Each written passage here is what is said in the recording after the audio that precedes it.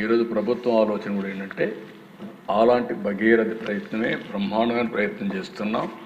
Bill gates ఫౌండేషన్తో collaboration పెట్టుకున్నాం. టాటా కూడా పనిచేస్తున్నారు. ఇది ఒక చరిత్ర. డిజిటల్ రికార్డ్స్ మొత్తం ఎస్టాబ్లిష్ చేస్తాం. నాకు ఆ మధ్యకాలంలో బిల్ గేట్స్ వచ్చినప్పుడు మాట్లాడుతూ ఉంటే ఫౌండేషన్ ద్వారా 99% డబ్బుల్ని చారిటీకి ఖర్చు పెడుతున్నారు. మొత్తం ఆయన సంపద అంతా కూడా చారిటీకి give back to the society. ఆ సందర్భంలో ఆయన అడిగింది నేను ఒక 20-30 సంవత్సరాల కంటే ముందు చూశాను.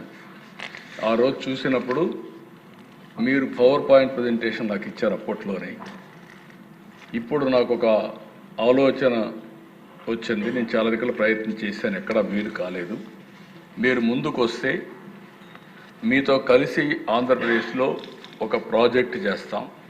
అది డిజిటల్ హెల్త్ రికార్డ్స్ చేసి నేను ప్రపంచంలో ఉండే టెక్నాలజీలను తీసుకొస్తాను, నాలెడ్జ్ని తీసుకొస్తాను.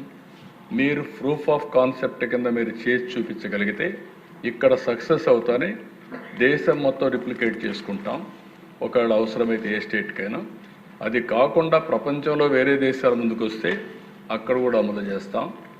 దానికోసం ప్రయత్నం చేస్తాను అన్నప్పుడు నేను కూడా హ్యాపీగా రమ్మన్నాను. ఇప్పుడు ఆ ప్రాజెక్ట్ స్టార్ట్ చేశాం. టాటా కొంచెం 2-3 దిక్కలు చేశారు. కోలార్లో చేశారు, అస్సాంలో ఒక చిన్న ప్రాజెక్ట్ చేశారు, పైలట్ చేశారు.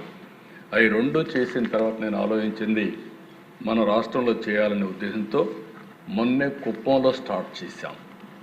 కుప్పంతో స్టార్ట్ చేసి ఈరోజు మీరు చూస్తే నెక్స్ట్ November 24 మేము కుప్పంలో ఈ ప్రాజెక్ట్ని స్టార్ట్ చేశాం.